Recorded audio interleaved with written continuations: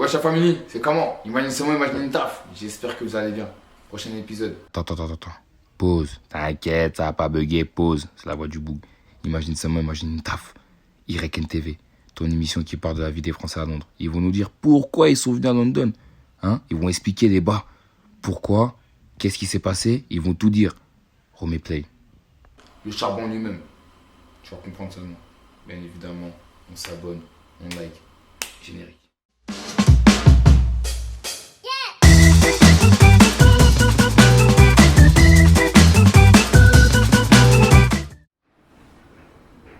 Patron. Bienvenue. Merci. Ça va? Merci à toi de nous accueillir chez toi, Avec d'avoir plaisir. accepté l'invitation. Toujours. Obligé de te demander. Ouais, toujours. Là pour commencer, ça va? Ça va et toi? Tranquillement. Ouais, très bien, ça va bien. super. Donc,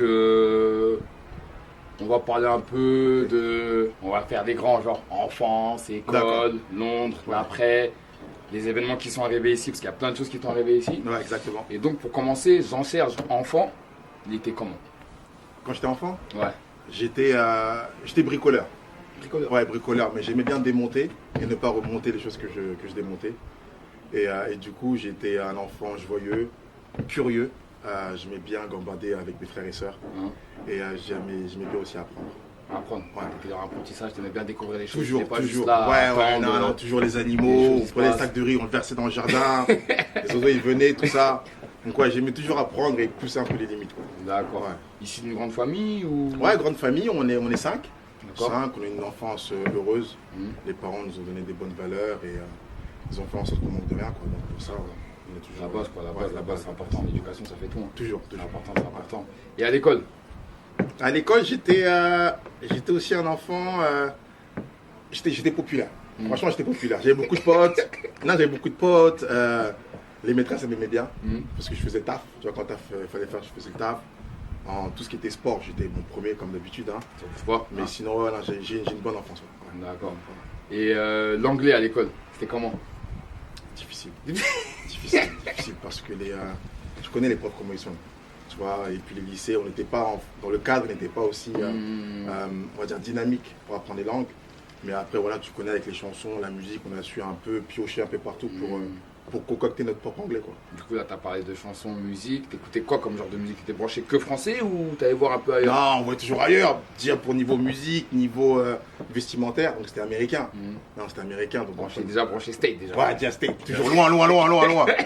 Et donc du coup, voilà, on prenait les lyrics, on achetait les magazines à l'époque où tu avais les lyrics là, que tu détachais. Mhm. Donc on s'imprégnait de ça en fait pour parler anglais. Ah ouais, je vois. Donc musique, film, la télé aussi. Tout ce qui Télé, est- ouais, bien sûr, les mangas, les ouais, movies, tout bien ça. sûr, ouais. Et est-ce que jeune déjà, là quand je dis jeune, c'est à peu près on va dire au collège, lycée, tu pensais déjà quitter la France ou ça te traversait même pas l'esprit?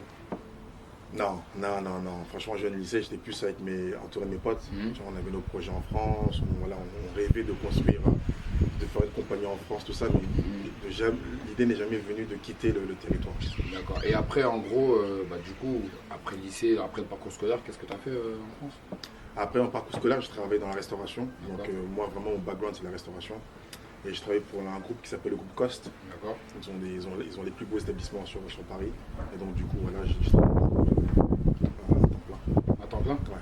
D'accord. Et c'était genre vraiment que francophone, il n'y avait pas de clients anglais ou... Si on avait beaucoup de politiciens, de touristes, énormément de touristes, donc c'est là où tu dois mettre un peu ton anglais en Du pratique. coup, à ce Toujours. moment-là, comment Bah, l'English il est arrivé? après, sur le terrain, tu vois, tu vois des groupes de Japonais qui viennent. En plus, c'était un établissement qui était à l'école militaire, Paris D'accord. 7e. Ouais. Donc assez chic. Et tu avais une très belle clientèle. Donc les Japonais, les Chinois, quand ils venaient, ils parlaient que anglais, quoi. Donc ils t'enchaînaient en anglais, il fallait répondre. Donc des fois tu transpirais, mais bon, tu montrais du doigt sur le menu, tu vois, Ouais, t'arrives des gestes, toujours, des gestes, Tu toujours. te débrouilles quoi? Mais toujours avec le sourire. D'accord. Toujours avec le sourire. Là, c'est important, c'est Ouais. important. Mais là, en fait, du coup, c'est quoi le déclic qui t'a fait quitter la France? C'est quand je travaillais aussi pour le groupe Cost, la famille Cost, les étés, je travaillais dans le sud de la France. D'accord. Donc j'ai fait Cannes 4 ans d'affilée. Et quand je travaillais à Cannes, il y avait un club qui s'appelait Le Palais. C'était le plus grand club du sud de la France. Et du coup, quand j'ai fait mes années là-bas, à la dernière année, j'ai rencontré des patrons qui ont un club sur London, qui s'appelait Movida à l'époque. Et je m'occupais de leur table, en fait, et avec le service, toujours attentionné, faire attention qu'ils ne manquent de rien. Et ils ont vu un potentiel en moi. Ils m'ont dit, est-ce que ça t'intéresserait de venir sur London?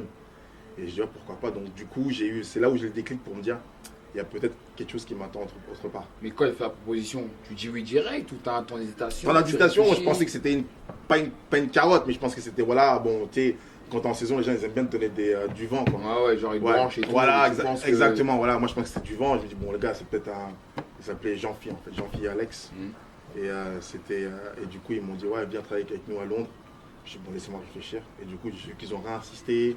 Ils ont pris parce qu'ils sont venus encore vers toi. Ouais, on est resté en contact après la saison. Donc ils m'ont texté, ils m'ont dit, voilà, tu viens à Londres, quand est-ce que tu viens à Londres? Ils ont organisé mon billet d'Eurostar et tout. Et de là, j'ai vu que c'était sérieux, quoi. Et l'organisation du voyage s'est passée comment? Parce que du coup, à Londres, il n'y avait personne pour t'accueillir. J'avais comme un frère qui était là, qui s'appelait Herman. Il habitait à Clapham à l'époque. Clapham dans le sud. Ah ouais, exactement. Plus à Clapham, mais il a commencé par Balam. Et après, il a bougé à Clapham. Et du coup, donc, je savais qu'il était ici. Donc pour nous, on a une grande famille. Tu connais, on a des amis un peu partout. Donc du coup, voilà, un coup de fil, je suis écoute, voilà, je viens à London. Il m'a dit, bien sûr, frérot, viens, t'es le bienvenu. J'ai fait ma valise en 2-2 et puis Gare du Nord et King Cross, Saint-Pancras. Saint-Pancras. Donc t'arrives, donc t'es chez le poteau. Ouais. Et là, tu fais ton essai, comment ça se passe? Et là, directement, donc dès le premier jour, une semaine après? Non, dès le premier jour, on arrive, on est dans le feu de l'action. D'accord. J'arrive un lundi, donc je connais pas le pays, je connais pas la langue, je connaissais un peu, mais c'était le langage professionnel. Donc il est différent du langage de tous les jours. Donc du coup, j'arrive à Saint-Pancras, Bellegarde, il fallait chercher le underground, overground, c'était un peu le bazar. Bref, je me retrouve. Arman qui va me chercher aussi justement pour m'aider dans les débuts. Et le lendemain, je travaillais en fait. Le lendemain, on avait un meeting. Je me rappelle, on avait un meeting à Kingley Court. C'était là où il y avait le head office. D'accord. Head office. Ah, stressé. Donc du coup, fallait, tu connais, tu viens d'arriver la veille. Ouais. Il faut regarder le plan du tube, quelle street et tout. Je crois que je suis parti 2 heures avant. 2 heures avant parce qu'on pas arriver en retard. En plus, j'étais stressé. Mais après, j'ai eu la chance que quand je suis arrivé au head office, il y avait d'autres Français aussi qui travaillaient. Jean-Pierre et Alex, ils parlaient français. Donc du coup, voilà, on a su se mettre à l'aise et tout. Et ouais, c'est parti de là. Mais grosse appréhension. Et en gros, quand tu arrives, on va dire, tu vois, cette réunion-là, quand tu arrives, tu as une pression parce que c'est ton premier taf ou tu as une pression parce que tu dis, ah, faut que je fasse bien. Tu sais, les Français, on aime bien. Ouais. Genre, en gros, je sais pas, moi, entretien, faut que j'arrive bien et tout. Ou c'était. Après cette réunion, tu t'es dit, en fait, j'ai stressé pour rien. Ouais, en fait, déjà, on va dire que l'entretien était déjà fait parce qu'ils m'ont vu sur le terrain. Donc voilà, donc le travail était déjà pré-mâché. La pratique, on avait vu déjà. Exactement, on avait vu le potentiel. Après, c'est juste une question de paperasse, signer le contrat, voir l'équipe, les managers et tout. Donc j'avais plus la pression de m'intégrer dans un groupe anglophone parce que voilà, j'avais jamais été managé par des Anglais en fait. Et donc du coup, c'est cette pression-là de découvrir d'autres personnes et tout. Mais ça s'est fait, j'ai toujours une chose que je fais en moi avant que quand je suis stressé ou quand il y a un passage qui va me faire douter de moi, je souffle et je dis c'est l'homme qui a peur sinon il n'y a rien. Direct on y va, tu vois. Côte d'Ivoire. Cocody. Et du coup après cette réunion, tu enchaînes le boulot? J'enchaîne direct, on enchaîne, on fait des meetings, on fait des trainings. En plus le club ils avaient fait un nouveau décor. Donc du coup ils avaient programmé le lancement. Donc voilà, on devait après bien savoir, même si on savait déjà faire la base, l'accueil, mais nous montrer un peu voilà, les standards du un peu 3-4 étoiles quoi. Et là on est en quelle année à peu près? On est en 2009. Ouais. Donc ça veut dire là t'arrives, 24 heures après meeting, 48 heures après, dans le feu d'action. London Live. Je me rappelle, je suis parti à Zara, j'ai acheté une chaussure Pointinini bien brillante, 49 pounds. 49 pounds. Et avant chaque service, on devait se mettre parce que quand je suis arrivé, moi j'ai commencé busboy. D'accord. Pas en bas d'échelle, mais là où tu commences. La base. Malgré j'avais l'expérience dans le service, mais bon, quand tu viens, tu dois encore prouver. Et du coup, on avait un meeting avec les Bus Boys. D'accord. Et on devait se mettre en rang comme ça. Et les ongles, chaussettes, chaussures.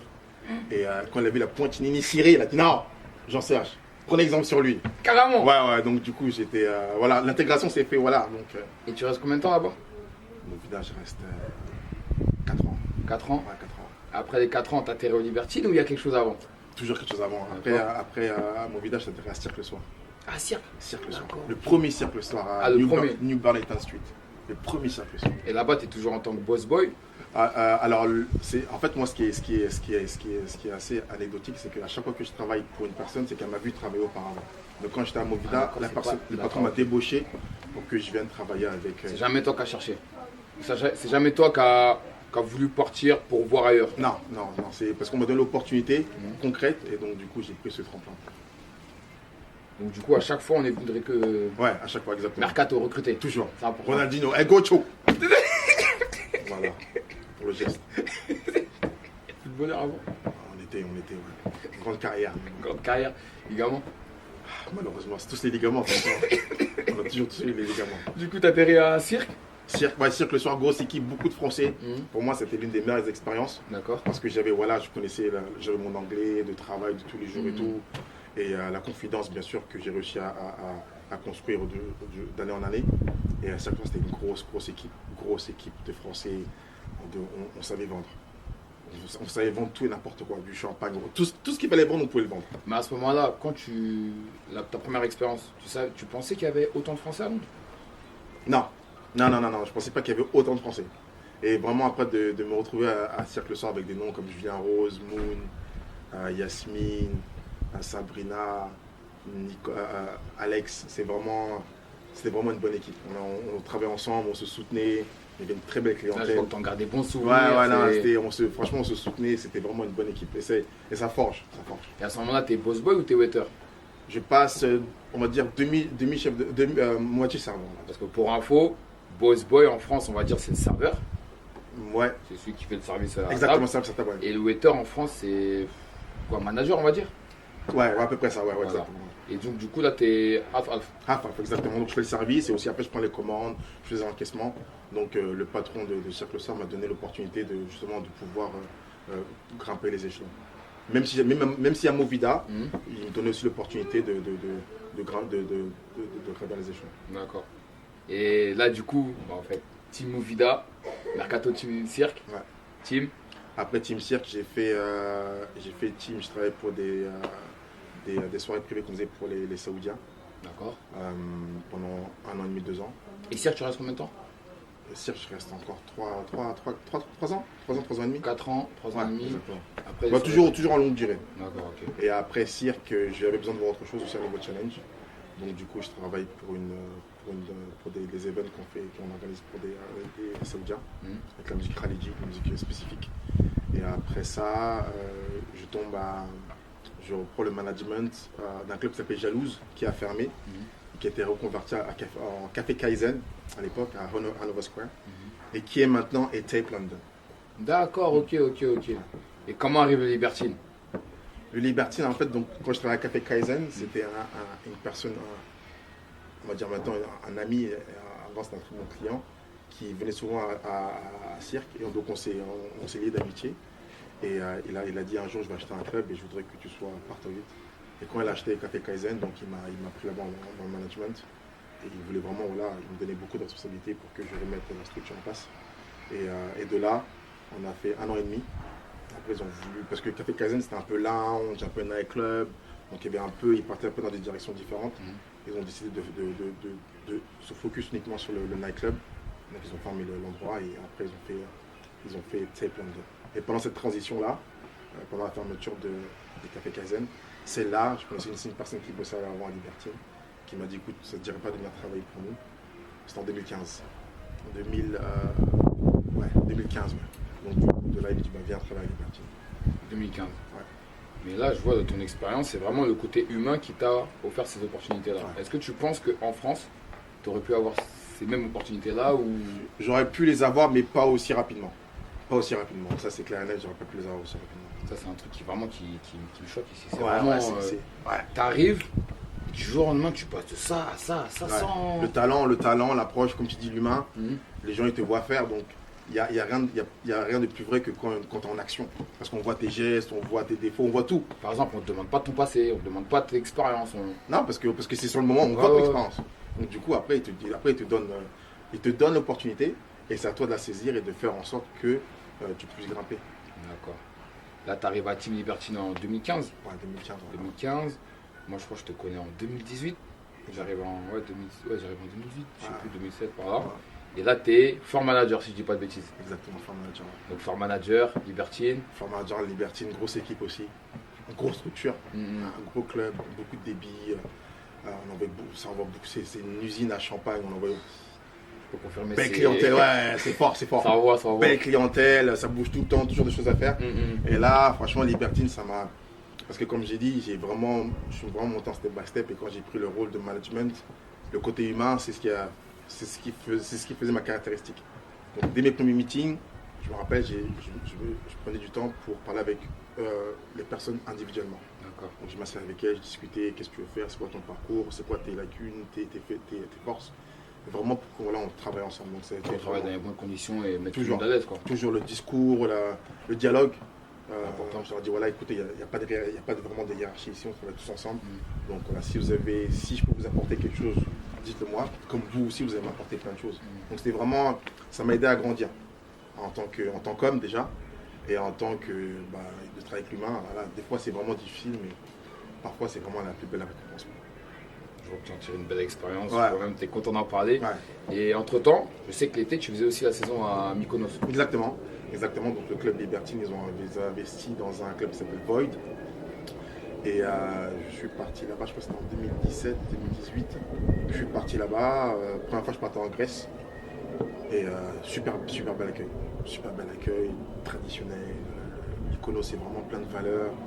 Et quand je suis arrivé directement au club, ma première prise de parole pour faire mon speech, et ben en fait, tu sais, il y a ce moment-là où quand tu parles, tu sais, quand tu captes l'attention. Là, tout le monde est sur Et là, tu captes l'attention. Et Void, c'est un club, c'est 2000 personnes. Hein. C'est vraiment, le club, il est énorme. Niveau staffing, on était ouf. On était énorme, le staff. Et quand tu prends la parole et tu t'introduis rapidement, en 5 minutes, et tu captes l'attention, tu dis, t'es bon à quelque chose, et les gens, ils t'écoutent. Et après, ils viennent voir toi, on apprend à se connaître, et ça fait maintenant 4 ans que j'y vais, et j'ai toujours ce même plaisir. Tu continues encore à le faire ou... Ouais, normalement, je repars cette saison. Ça s'est calmé avec le Covid. Exact. Pendant le Covid, c'était comme un peu partout, c'était fermé. Après, ils ont eu leurs restrictions, mais ils ont réussi à dealer avec. Et là, vraiment, cette année, c'est vraiment, on va dire, la réouverture à la normale. Pourquoi le départ au Libertine? Parce que moi, j'étais là. Ouais. Le départ au Libertine, j'étais là. Je travaillais pas encore. J'étais client. Mais quand j'ai vu que tu étais parti, j'ai pas compris pourquoi. Parce que je voyais que tu étais bien, tu vois. En plus, il y avait un bon staff. Ouais, non, bien sûr. Après. C'était des noms Yacine, Jamel, tu vois, même Nick, Akmal. Tu vois, vraiment, il y avait un bon staff. Non, bien sûr. Et quand on m'a dit que tu partais, j'ai bugué, moi, j'ai pas compris. Ouais, non, après, j'ai fait 4 ans. Presque 5 ans. C'est que des contrats 4 ans, pas pour il n'y a pas d'option d'achat. Après, mais après, je pense qu'il faut aussi se challenger. Après, je pense que le challenge aussi, il est dans le. J'aurais pu rester 10 ans. Mais est-ce qu'en restant 10 ans dans ce même endroit, j'aurais pu avoir autant d'expérience dans ce que j'ai cumulé? Ouais, mais là, par exemple, tu fais quand même 3-4 clubs avant, t'as Mykonos, le staff il est bon, Libertine ça roule. Après, oui, t'as raison, il faut ce côté challenge, mais t'aurais pas pu l'avoir dans le club qu'aller voir ailleurs? Au club, j'ai monté, j'étais floor manager, après je suis passé à VIP Relationship Director. Après, j'étais aussi comme le bras droit du Big Boss. Donc j'ai évolué. En plus, tu as fait des soirées privées aussi au Libertine, tu vois. On a ramené des artistes, j'ai Dream avec mon équipe, avec des amis à moi, des frères qui sont en Belgique. Yannick Murphy et Loïc. Donc du coup, on a fait ce qu'il y avait à faire. Et pourquoi alors? Moi, c'est ce côté toujours challenge, faut que j'aille voir ailleurs, ou c'est peut-être une lassitude, hein? On ne sait pas, ou... Après, parce que là, on part, c'est quand même... On a plus de 10 ans que tu es à Londres, là. Plus de 10 ans, ça tu vois? Plus de 10 ans, exactement. Peut-être que c'est ce côté-là qui t'a donné envie de partir. Je pense qu'après aussi, ce que je voulais faire, vers les fins de Libertine, on va dire, si je peux dire ça comme ça, c'est que je travaillais aussi sur un projet personnel. Donc je voulais... voilà, exactement. Donc c'est pour ça que je me suis dit, aussi, c'était le bon moment de me lancer pour moi. D'accord. Ouais. Tu m'as tendu la perche, voilà, donc je reviens dessus. Ton application. Ouais, exactement. Donc, avec toutes ces années d'expérience que j'ai pu avoir, je me suis dit que c'était le moment de travailler pour moi et j'ai fait une application qui permet maintenant aux guests de savoir où se trouvent les meilleurs clubs, ce qui se passe et de booker en un clic pour avoir leur VIP table. Application qui s'appelle Subnight. Exactement. Au lieu de passer par appeler le club, passer par un promoteur ou l'ami d'un ami, tout ce chemin qui est long, Tu as l'application, même si tu es à Paris, tu viens un week-end à On Londres. va la mettre, hein. Voilà, On va la mettre, hein. exactement. Ah, Voilà, exactement. Tout, on va mettre. On va mettre. Apple Store, Subnight. Parfait. Et donc du coup, voilà l'application. Donc je suis vraiment fier. C'est vraiment, je suis vraiment fier de l'avoir fait avec mon partenaire Mehdi. On est deux dessus et ouais, bon projet. Très bon projet. Du coup, là, on va sortir du contexte. Ouais. Et bon, boîte de nuit, tout Ouais, ça. exact. On va rentrer un peu dans la vie de tous les jours. Tu es devenu papa à Londres. Exact. 2 enfants. Des enfants. Un fils de 6 ans et ma fille de 2 ans et demi qui va sur ses 3 ans le 9 septembre. Donc là, maintenant, la vie de famille londonienne, comment ça se passe? Déjà, est-ce que, première chose, tu aurais pu croire que tu aurais fondé ta famille ici? Ou même en dehors de la France? En dehors de la France? Ouais. Non, non. Je pense que moi personnellement, j'aurais pas imaginé. Non. C'est venu après, tu sais jamais où tu vas trouver ta femme. Déjà de une. Donc du coup, non, ça s'est fait naturellement et on a suivi le flow. Et non, très content. Bah, être père, c'est quelque chose. Ouais, c'est quelque chose. Avoir des enfants à London, c'est bien parce que directement ils vont être anglophones. Déjà, Donc, français, anglais. Ouais, français, anglais. Donc on leur parle français à la maison et l'anglais c'est à l'école. Et on a la chance d'avoir des enfants qui aiment apprendre, qui aiment découvrir les choses. Donc sur ça, on est vraiment bénis. Et au niveau du système scolaire, comment ça se passe? Parce que du coup, ici, c'est pas pareil qu'en France. Ouais, complètement différent. Parce que je sais qu'ici, ils finissent tôt, 15h. Ils finissent tôt, mais en fait, ils apprennent. Après, je ne connais pas le niveau en France actuellement, mais je sais qu'ici, notre fils, à partir quand il avait 2 ans, 3 ans, il commençait à faire les langages des signes à l'école. Donc, il faisait des chansons avec les langages des signes, tout ça. Et quand j'ai vu ça, je me suis dit, waouh, déjà à leur âge, c'est évolué. C'est évolué. Et non, c'est vraiment dans le soutien, c'est bien ce que tu fais, well done, dans des stickers, on te pousse à l'excellence, quoi. Après, il y a du bon et du mauvais comme partout. Ouais, mais de ce que je vois, c'est que l'épanouissement qu'il a ici, je ne sais pas si je vais le retrouver en France. Et à l'avenir, des projets? Tu comptes faire un building en serre? Tu comptes. À l'avenir, déjà qu'on ait la santé, c'est le plus important. La santé, la joie. Aussi, c'est de faire essayer de faire des bonnes choses autour de nous. Toujours. Moi, je te pose une petite question. Ouais. D'où vient le patron? Non. Non, faut que tu me dises. Non, le patron. Ça, c'est. Moi, je sais, quand je t'ai vu la première fois, tu m'as dit non, ce petit-là, il est bien. Ouais, non, ça c'est. Le patron, c'est venu dans les costumes que je mettais au Libertine. Enfin, ma job à la prestance. C'était des bons costumes, voilà. Donc, du coup, c'était là. On m'a donné un peu cette étiquette de patron. Un patron accessible, on va dire. D'accord. Un T'étais patron pas fermé en mode. Voilà. Non. Après, maintenant, des fois, souvent, on mettait des pression parce qu'il fallait faire les chiffres. Ouais, c'est sûr. Travail, c'est travail. C'est travail. Ouais, patron accessible, toujours. Ouais, non, toujours. Joyeux, l'humour, toujours. Après, on faisait des blagues pendant les meetings. Quand on faisait les targets, à la fin de la soirée, on prenait des shots, on mangeait des pizzas ensemble. Donc, sans eux, tu n'es rien. Un bon manager, c'est le reflet de son équipe. C'est le staff, quoi. Toujours. C'est le staff. Bon, patron. Ouais. Là, on est sur la fin, on aurait pu continuer. Non, c'est vrai, très. Ouais, non, on aurait pu continuer. C'était bien à l'aise là. C'était bien là. En plus, on est chez toi, voir Santiago. Toujours Bernabeu. Bon, bien entretenu. C'est un peu. C'est bon, là, on suit 3 mm. Mais bon, là, c'est passé à 5. Bon, ça va. Donc, la fameuse question de fin. Ouais. Imagine seulement que tu n'aurais pas rencontré l'ami au restaurant en France qui t'a proposé de venir. Ouais, les Jean-Pierre Alex à Cannes, au Palais. Je pense que je serais resté à Paris. Je serais resté à Paris et cette rencontre n'aurait pas eu lieu. Et je n'aurais pas eu les mêmes ambitions ou les mêmes opportunités. Sûrement. Après, c'est un peu facile de dire, mais non, j'aurais été pas là. Tout ce que j'ai fait, non, pas possible. En tout cas, Jean-Serge, merci. Merci à vous. Merci à Mehdi, merci à toi. Merci. On ne voit pas derrière, mais il bosse. Ouais, toujours costaud.